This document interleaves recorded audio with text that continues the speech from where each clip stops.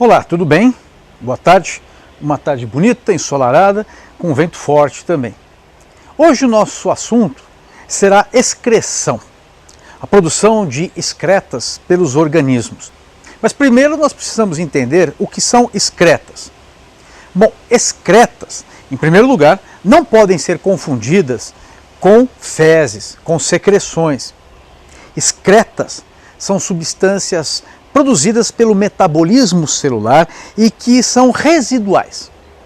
Excretas são resíduos do metabolismo celular e que devem ser eliminadas do corpo justamente porque não têm utilidade no interior das células. Elas devem ser eliminadas da célula, se o organismo for unicelular, ou do corpo, se o organismo for pluricelular. E com isso, ao longo do tempo, foram desenvolvidas estruturas para a sua eliminação. No primeiro momento, simples difusão. No segundo momento, estruturas específicas para a eliminação. Fezes são restos da digestão que não foram absorvidos. Nas fezes nós temos principalmente celulose. Não foi digerida porque não temos a enzima celulase e, portanto, deve ser eliminada. Passa pelo tubo digestivo e é eliminado. No meio das fezes, muitas vezes, há substâncias úteis que não tiveram tempo de ser absorvidas, mas também bactérias e fungos. Já as secreções são substâncias úteis, produzidas pelo conjunto ribossomo, retículo, complexo de Golgi, nem sempre o ribossomo participando, mas são substâncias úteis que o organismo aproveita, seja na forma de hormônios, seja na forma de muco, protetor das vias respiratórias, seja na forma de uma cera impermeabilizante do organismo. Então, secreções são substâncias úteis, produzidas no interior das células pelas organelas e exportadas para fora da célula para funcionar pelo organismo. Excretas são resíduos, muitos deles tóxicos, mas resíduos metabólicos, que são eliminados da célula por mecanismos diversos, mas principalmente da célula por difusão. E fezes são todas aquelas substâncias que após o processo digestivo não foram absorvidas e são eliminadas pelo tubo digestivo. No meio das fezes posso ter, portanto, substâncias que não foram digeridas, assim como substâncias úteis que não tiveram tempo de ser aproveitadas. O que nos interessa nesse momento são as excretas. E dentre as excretas, normalmente nós nos referimos a elas como as nitrogenadas, mas na realidade, inúmeras substâncias poderão ser consideradas excretas. O gás carbônico é uma delas. Resulta do metabolismo da glicose no interior das células. A glicose, após passar pelo processo de respiração celular, leva à produção de gás carbônico. Oxida-se a glicose, queima-se a glicose, produzindo-se gás carbônico. É um resíduo metabólico, não é aproveitado pela célula. A água produzida na respiração pode ser aproveitada, o gás carbônico não. Se for numa planta, até sim, pode ser aproveitado novamente na fotossíntese. Nos animais, ele acumulando na célula, acidificaria o interior da célula, formando ácido carbônico. Então, ele é eliminado, sai da célula por difusão. A fermentação produz álcool etílico e o álcool etílico é letal. Ele deve ser eliminado do corpo. Agora, as excretas às quais nós nos referimos com mais frequência são as nitrogenadas, pelo seu potencial tóxico.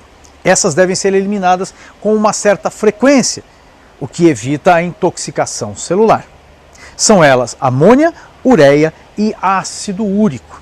Dessas três excretas, a amônia é a mais tóxica. Por ser muito tóxica, deve ser eliminada continuamente do interior do ser vivo. E como essa remoção é feita? Ela é feita com arrasto de água. Seja a amônia produzida no organismo unicelular, por difusão sai do seu corpo, seja no organismo pluricelular, onde eu terei estruturas específicas para a eliminação do corpo. Pelo seu alto grau de toxidez, é necessária essa lavagem do organismo. Logo, organismos que excretam amônia devem eliminá-la com frequência do organismo, o que leva a uma desidratação, que deve ser compensada por uma reidratação. Logo, organismos amoniotélicos, que são os que excretam amônia, estão restritos a um ambiente onde há abundância de água. Logo, são organismos que vivem nos oceanos, nos rios, nos lagos e, se for no meio terrestre, no solo úmido ou em algum local onde a água possa estar sendo acumulada.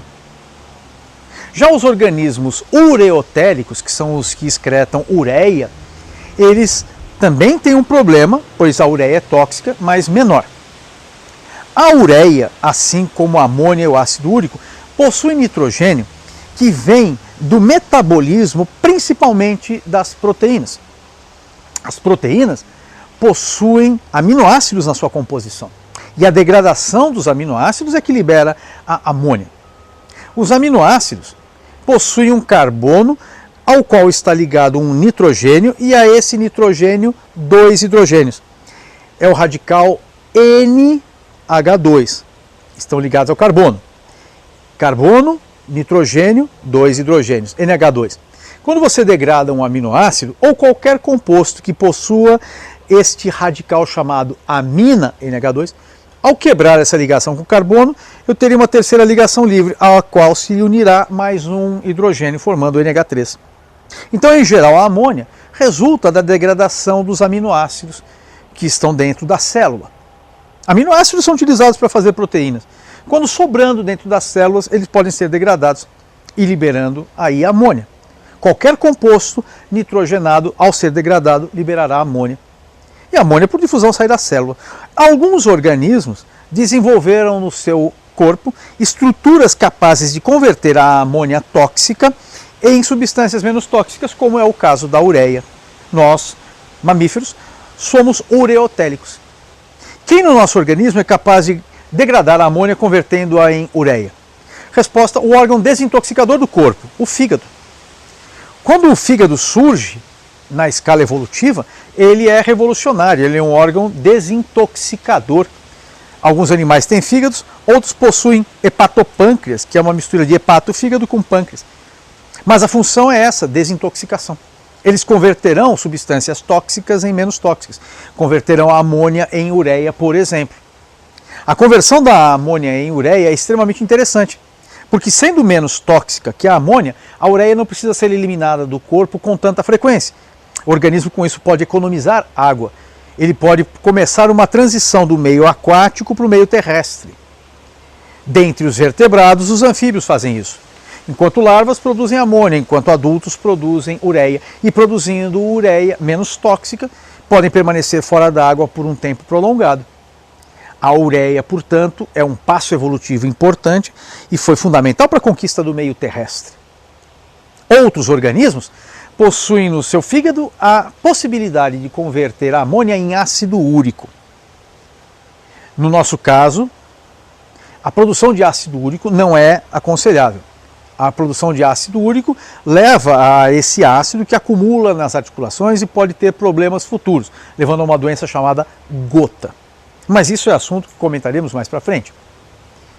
Em alguns organismos, a produção de ácido úrico foi tão fantástica que esses organismos puderam não só avançar no ambiente terrestre, como dominar inclusive regiões onde a frequência, a oferta de água é mínima, como semiáridos e ambientes áridos, caatingas, desertos, por exemplo.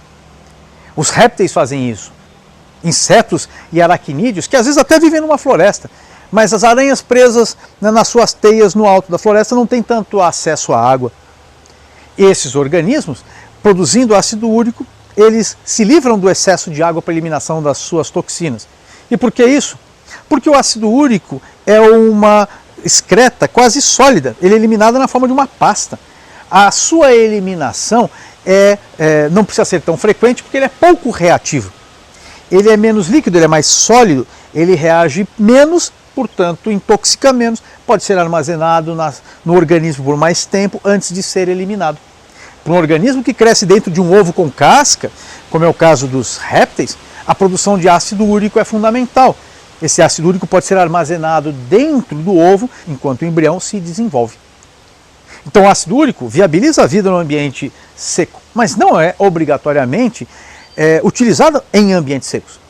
Se nós pensarmos nos cágados, que são quelônios, ou seja, são répteis do grupo das tartarugas, cágados são aquáticos e produzem ácido úrico. Tartarugas marinhas são aquáticas e produzem ácido úrico. Ou seja, essa foi uma mutação, uma transformação que favoreceu a vida no ambiente terrestre, mas não foi eliminada quando esses organismos voltaram-se para o meio aquático, novamente, no segundo momento. Portanto, adquiriu-se essa característica, ela foi tão eficiente que a evolução a manteve, não a eliminou. Logo, a produção de ácido úrico é uma vantagem para conquista no meio terrestre, mas não significa que ela é vantajosa para todos. No nosso caso, por exemplo, o ácido úrico é potencialmente prejudicial ao nosso organismo. Acumulando-se nas articulações, esses grãos, esses cristais de ácido úrico agridem as articulações, provocando inflamações. Pessoas que possuem excesso de ácido úrico sendo produzido por uma disfunção do fígado devem ter uma restrição no consumo de carnes, porque carnes são ricas em proteína, proteína é rica em aminoácido e, portanto, a sua degradação levará à produção de muita amônia e pelo fígado em ácido úrico. Então, pessoas que têm essa doença chamada gota, têm uma disfunção hepática, elas devem restringir o consumo de proteínas para não haver tanta produção de ácido úrico que é prejudicial ao seu organismo.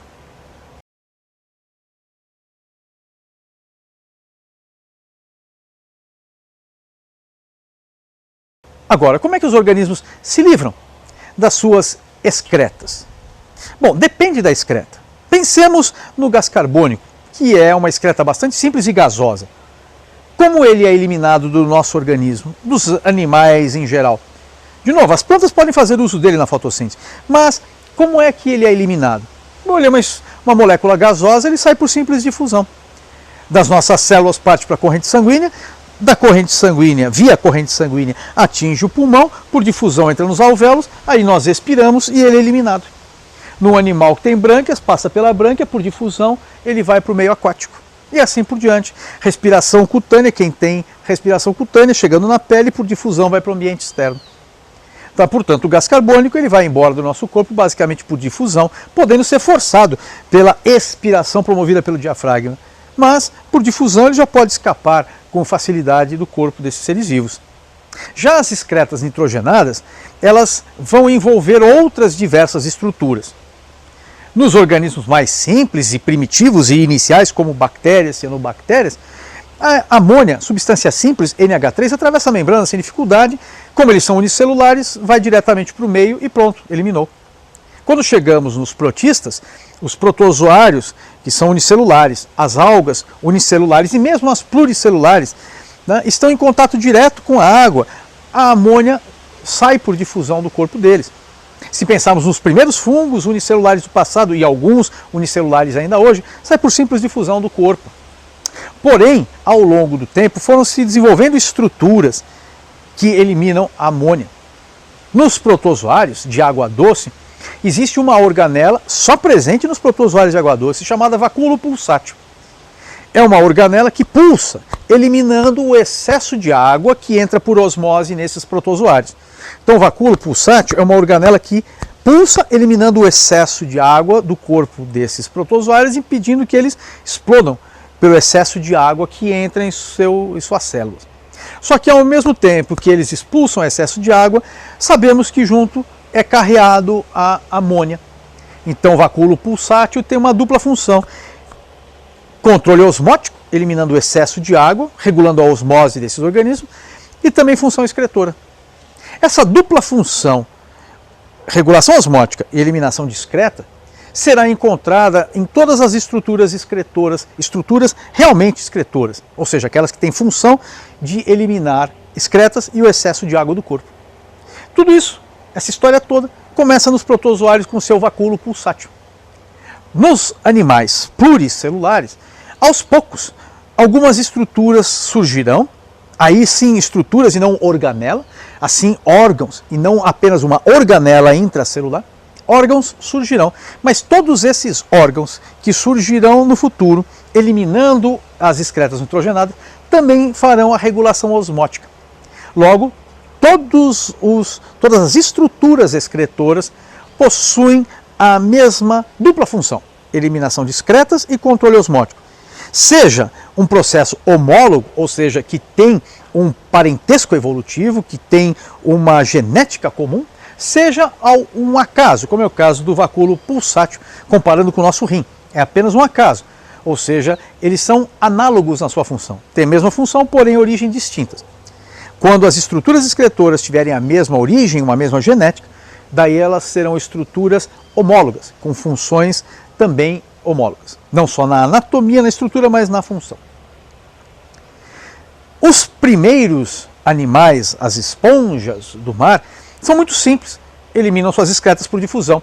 Selenterados são muito simples, eliminam suas excretas por difusão. A primeira estrutura com função excretora surge nos plateumintes.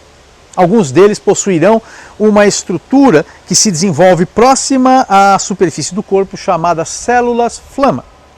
As células flama são células que possuem flagelos, e esse movimento flagelar promove uma circulação por canalículos internos próximos à superfície do corpo das planárias, por exemplo. Essa circulação de líquidos pelos canalículos que estão próximos à superfície, essa circulação faz com que a água drene por pequenos poros. Então, nesses canalículos, nós temos as células flama movimentando seus flagelos, fazendo com que os líquidos sejam conduzidos para fora do corpo, arrastando o excesso de água e as toxinas. Dupla função, controle osmótico e excreção. Os plateumintes, portanto, têm células flama, também chamadas células chama, também chamados de protonefrídeos, também chamados de solenócitos. 4 nomes para a mesma estrutura é um exagero. Popularmente, nós usamos mais célula flama. Por que o termo célula flama? Porque o movimento dos flagelos lembra o movimento de uma vela acesa, da chama de uma vela. Por isso, célula chama ou flama. Flama e chama são sinônimos. Célula flama ou chama. Agora, protonefrídeos, porque eles são precursores de estruturas chamadas nefrídeos que virão mais à frente na escala evolutiva.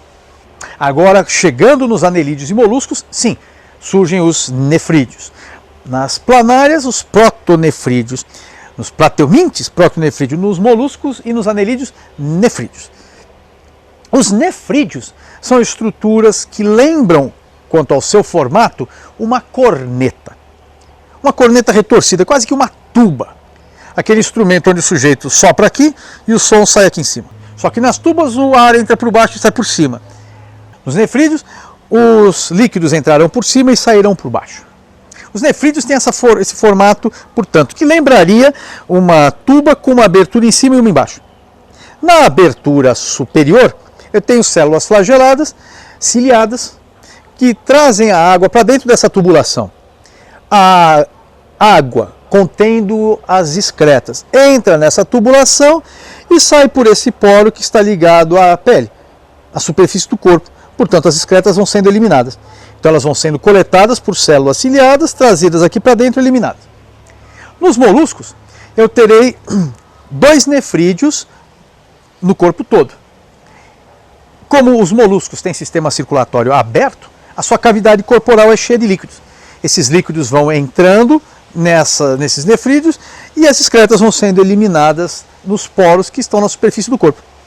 Nas minhocas, como o corpo é todo segmentado e cada segmento é separado por uma membrana fina do segmento seguinte, eu terei essas aberturas presas a essa membrana, filtrando o segmento anterior.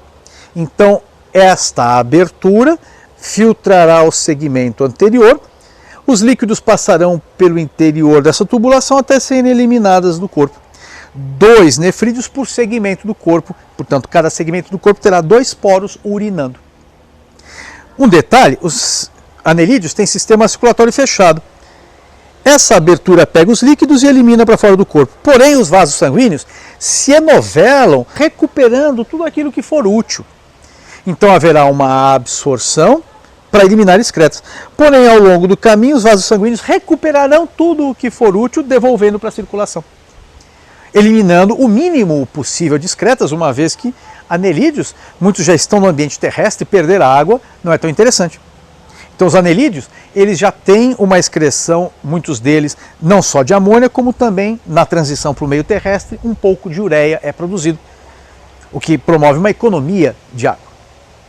Portanto, anelídeos e moluscos terão nefrídeos, promovendo a osmorregulação e a eliminação de excretas. Sempre essa dupla função nas estruturas excretoras. Artrópodes terão múltiplas estruturas. Nos crustáceos, na base da antena, terei glândulas antenais, também chamadas de glândulas verdes. Estão na base das antenas. Daí você pergunta, uma glândula sendo uma estrutura excretora? Qual o problema? Nossas glândulas sudoríparas são também estruturas excretoras. Então, além do nosso pulmão eliminando gás carbônico e do rim eliminando ureia, nós temos a pele eliminando também resíduos. As nossas glândulas sudoríparas são consideradas também estruturas osmorreguladoras excretoras. No caso dos crustáceos, glândulas antenais ou verdes. No caso dos aracnídeos, glândulas coxais. A coxa é o primeiro segmento da pata de um aracnídeo. Nessa região nós temos glândulas bombeando o ácido úrico. No crustáceo, eliminando a amônia, ele é aquático. Nos aracnídeos, eliminando o ácido úrico. Agora, curioso mesmo são os insetos, porque eles não possuem um poro excretor que sai diretamente para fora do corpo. No caso dos insetos, o seu tubo digestivo possui tubulações a ele ligados, tubulações anexas ao tubo digestivo. Essas tubulações estão viradas para a cavidade corporal, para o celoma. No caso dos insetos, o sistema circulatório é aberto. No caso dos artrópodes, o sistema circulatório é aberto, o que significa que o sangue circula pela cavidade corporal, pelo celoma. E esses túbulos que estão ligados ao intestino vão coletar as excretas presentes no celoma. E vão lançar essas excretas não para fora do corpo, mas eles coletarão essas excretas e as lançarão dentro do intestino. Essa estrutura tubular, múltiplos tubinhos ligados ao intestino, são chamados de túbulos de Malpighi. Túbulos, porque são pequenos, de Malpighi. Os túbulos de Malpighi lançam o ácido úrico dos insetos no intestino. Uma das funções do intestino é a digestão, a outra é a absorção dos nutrientes. Quando o ácido úrico é lançado no intestino, o que houver de água somado a ele vai ser absorvido, o que tiver de sais minerais somado a ele vai ser absorvido. Logo, essa urina vai ser desidratada, vai se somar às fezes e quando o inseto defecar, no mesmo bolo fecal, nas fezes, junto às fezes, misturado às fezes, estará saindo o ácido úrico. Então é um caso diferenciado. Não há uma estrutura excretora ligada diretamente para fora do corpo. Os túbulos de Malpighi se ligam ao intestino e é pelo intestino, junto com as fezes, que a excreta sai, o ácido úrico sai. Nos cordados surge aquilo que nós vamos chamar de rim. Os primeiros cordados, os protocordados mais primitivos, possuem um rim com estrutura mais primitiva. Já os cordados mais avançados já vão apresentar um rim com uma estrutura mais sofisticada. Não nos interessa tanto o funcionamento dos rins mais primitivos, nos interessa sim o funcionamento dos rins mais sofisticados, como por exemplo é o caso do nosso.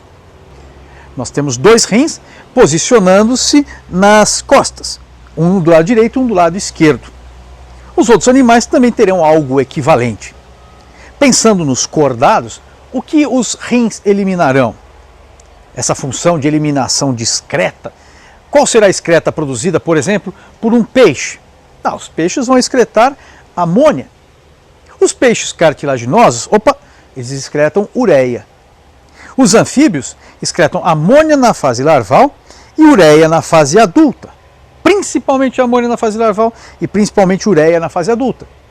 Os répteis e as aves, que crescem dentro de um ovo fechado, onde a economia de água é total, excretarão ácido úrico. Os mamíferos excretam ureia. Então, os cordados terão excretas diferenciadas, cada um produzirá o seu de acordo com o meio que ocupa. O que nos interessa é o nosso rim, o rim dos humanos. Nós possuímos, como já disse, dois rins, um do lado direito e um do lado esquerdo. Os rins têm mais ou menos o tamanho de um punho fechado e o formato que lembra de um feijãozinho. Eles são extremamente vascularizados, porque é no sangue que está a nossa excreta nitrogenada, a ureia. É no sangue que está a ureia que deve ser eliminada do corpo. Nas aves e nos répteis, por exemplo, é no sangue que está o ácido úrico a ser eliminado do corpo. No anfíbio, é no sangue que está a ureia a ser eliminada do corpo. Portanto, nós teremos ureia para ser eliminada do corpo via rim.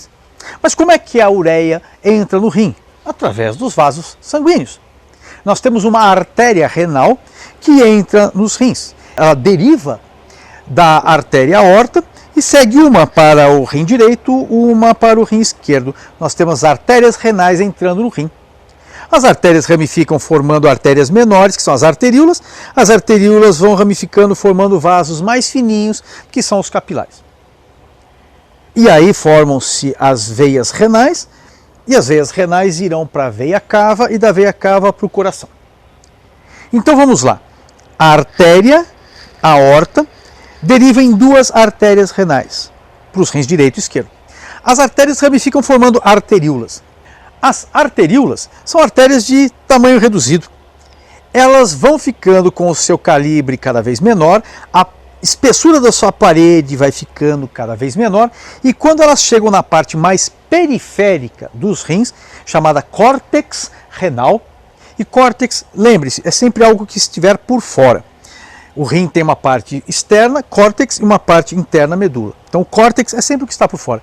Quando essas arteríolas chegam na parte mais periférica dos rins, no córtex renal, elas formam pequenos novelos, elas dão várias voltas, formando inúmeros pequenos novelos na parte cortical, tanto do rim direito quanto do rim esquerdo. Esses pequenos novelos, onde as arteríolas dão inúmeras voltas, são chamados de glomérulos. Eles dão voltas tão fechadas que o sangue que está circulando por dentro deles acaba extravasando pela parede fina dessas arteríolas e vai para fora. Então o córtex renal começa a se encher de plasma sanguíneo vazado. Só que esses novelos de vasos chamados glomérulos, descobertos por um sujeito chamado Malpighi, um pesquisador chamado Malpighi, portanto glomérulos de Malpighi, assim como os túbulos dos insetos, túbulos de Malpighi, tá? O mesmo pesquisador, esses glomérulos são envolvidos pelo néfron. Diferente dos moluscos e anelídeos, os nefrídeos são tubulações abertas, duplamente. Eu tenho uma abertura filtrando os líquidos corporais e uma segunda abertura eliminando as excretas para fora do corpo. No caso dos rins, nos rins dos mamíferos, o néfron é uma estrutura que lembra uma luva, ou seja, ele é fechado, ele não é aberto. Ele terá uma abertura apenas, de saída, não de entrada. Então os néfrons, eles são ocos, são tubulações ocas que envolvem os glomérulos sanguíneos. Eles envolvem o glomérulo.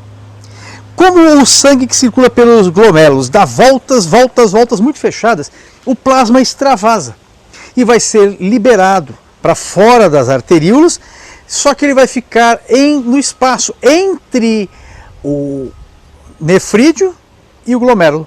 Essa região, essa parte do nefrídeo que envolve o glomérulo, que encapsula o glomérulo, é chamada cápsula. Ela encapsula, ela é chamada de cápsula. Cápsula de Bowman. Os líquidos extravasados pelo glomérulo agora são coletados pela cápsula de Bowman. Eles vão se depositar entre o glomérulo e a cápsula. Eles acabam sendo absorvidos e vão para dentro da cápsula, que é oca. Que substâncias fazem parte desse líquido extravasado? O que nós teremos nele será o plasma sanguíneo, menos as suas proteínas. Proteínas são moléculas grandes, elas acabam ficando retidas na arteríola. Então moléculas pequenas extravasam e são agora coletadas pela cápsula de Bowman e vão seguir agora por essa tubulação até gotejar no interior do rim. E na sua sequência, ele terá uma longa tubulação. Essa longa tubulação lembra o nefrídeo dos anelídeos. Então aqui está a cápsula, eu teria uma longa tubulação que dá várias voltas até chegar numa tubulação final que gotejará dentro do rim. Ao longo dessa tubulação, que vai da cápsula até o interior do rim, nós teremos a recuperação de tudo que for útil. Então o plasma sanguíneo extravasa dos glomérulos e entra no néfron. Um monte de substâncias entrará, substâncias importantes, carboidratos, aminoácidos, vitaminas, sais minerais importantes, tudo o que entrar na cápsula será eliminado caso não seja recuperado. Então, o mesmo glomérulo, formado por arteríolas, que extravasou, liberando esse plasma filtrado, porque é plasma menos proteína, chamado filtrado glomerular, Agora, essas arteríolas vão ramificar mais formando capilares. Esses capilares envolverão o néfron e recuperarão tudo que for possível. Os aminoácidos extravasados vão ser recuperados e voltam para a corrente sanguínea.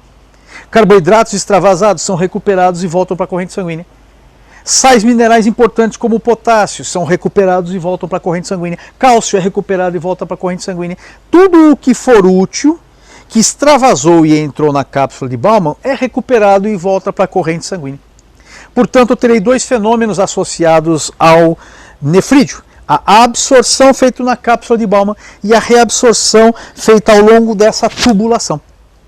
A cápsula de Bowman mais o glomérulo formam uma estrutura chamada corpúsculo renal. Como tem muito sangue aqui, é possível ver ao microscópio pequenos pontos avermelhados densos. É o corpúsculo renal. O que nós vemos avermelhado é o glomérulo. A cápsula é muito delicada em volta, só com uma microscopia de maior aumento é possível vê-la. A tubulação que sai da cápsula de Bowman vai ser chamada de... é uma tubulação única, mas ela vai ser dividida em setores de acordo com aquilo que ela reabsorve. Será dividida em túbulo contornado ou contorcido, porque dá várias voltas. Proximal, porque está próximo da cápsula de Bowman. Você vai ter uma alça chamada alça de Henle e um túbulo que segue após a alça, chamado contorcido ou contornado distal. Esse vai dar numa tubulação final, que é o túbulo coletor, por onde a urina goteja no interior do rim. E daí segue em direção à bexiga. Portanto, eu terei por volta de 1 milhão de néfrons por rim. E a função deles é absorver o filtrado glomerular, aquilo que extravasou dos glomérulos, que é o próprio plasma sanguíneo, fora as proteínas que ficaram retidas nas arteríolas. E ao longo dessa tubulação, tudo que for útil será recuperado. O que gotejar no interior do rim já será urina. E aí, essa urina gotejada já escoa diretamente via ureteres para a bexiga, onde será armazenado. Quando a pressão dentro da bexiga ficar muito grande, você vai se sentir incomodado. Sentindo-se incomodado, você libera o esfíncter da uretra e a urina é liberada. Portanto, a função do nosso rim é absorver os extravasados do sangue, o plasma vazado, e recuperar dele o futuro que for útil. O que eu vou encontrar na urina? Eu vou encontrar as excretas nitrogenadas, no nosso caso amônia, no caso dos répteis, ácido úrico, no caso dos peixes, amônia, nos cartilaginosos, ureia. Nos anfíbios, principalmente ureia no adulto. Então o que vai se acumulando vai sendo eliminado. Só uma observação, aves não possuem bexiga.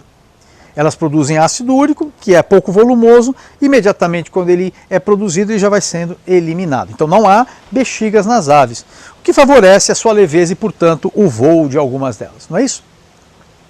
Então nos rins eu terei a absorção na cápsula de Bowman e a reabsorção ao longo dos túbulos. Nesses túbulos renais, o que é útil é aproveitado. Então aminoácidos, vitaminas, sais como potássio e cálcio, glicose, tudo isso vai ser reaproveitado. O que não for reaproveitado vai fazer parte da urina, principalmente no nosso caso, água, muitos sais minerais vão ser perdidos e a ureia. O cálcio é um problema, porque ele é um sal de baixa solubilidade. Quando ele se encontra na forma de oxalacetato de cálcio, é um sal muito pouco solúvel, ele pode acabar ficando retido nos rins, formando os tais cálculos renais. Então os cálculos renais não são pedras feitas de metais alcalinos, sódio e potássio, por exemplo, que são bastante solúveis. Elas são normalmente formadas por metais alcalino-terrosos, que são de baixa solubilidade. O oxalacetato de cálcio é uma forma em que o cálcio se encontra muito pouco solúvel e, portanto, podendo acumular nos rins. Pessoas que têm problemas de cálculos renais têm que aumentar o seu consumo de líquidos para diluir esses sais o máximo possível e reduzir alimentos ricos em oxalacetato de cálcio, como, por exemplo, as sementes de tomate. Consumir tomate, sim, ele é muito importante, mas a semente possui oxalacetato de cálcio na sua composição. Portanto, é bom evitá-la, principalmente pessoas que têm cálculos renais. Nem todos possuem, é uma questão também de metabolismo. Aquelas que possuem, o certo seria evitar a semente do tomate e outros alimentos ricos em cálcio, principalmente oxalacetato de cálcio. Com isso, a urina é produzida e eliminada do organismo. com ela sairá a ureia, no nosso caso, sais minerais, água. Quando nós produzimos uma urina muito clarinha, essa urina geralmente é mais abundante. Por isso ela é clara, tem muita água e sais e tem pouca ureia. Nós estamos eliminando o excesso de água porque estamos com água demais no corpo.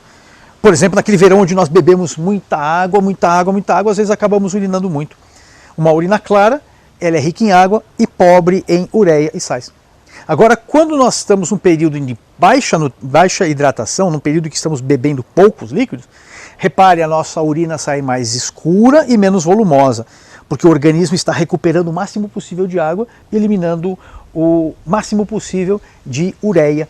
Uma urina, portanto, de baixo volume e alta concentração, uma coloração mais acentuada.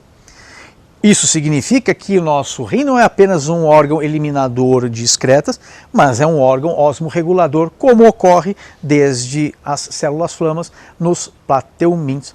Só que a célula flama é uma organela celular. Os rins, assim como nefrídeos, são órgãos que, junto com bexiga, uretas, ureteres, formam o nosso sistema excretor, um conjunto de peças juntas promovendo a eliminação das excretas. Portanto, retomando, o néfron é formado por uma cápsula que envolve o glomérulo. Esse conjunto se chama corpúsculo renal. E uma série de tubos. Na cápsula ocorre a absorção, nos túbulos a reabsorção. Primeiro, no começo dessa tubulação, absorve-se por transporte ativo sais minerais que são devolvidos para o sangue. O sangue fica hipertônico e ocorre uma absorção de água por osmose. Em seguida, retoma-se sais e matéria orgânica, tudo que for possível. O sangue torna-se novamente hipertônico, em seguida vai a água por osmose e assim aos poucos a urina vai se formando.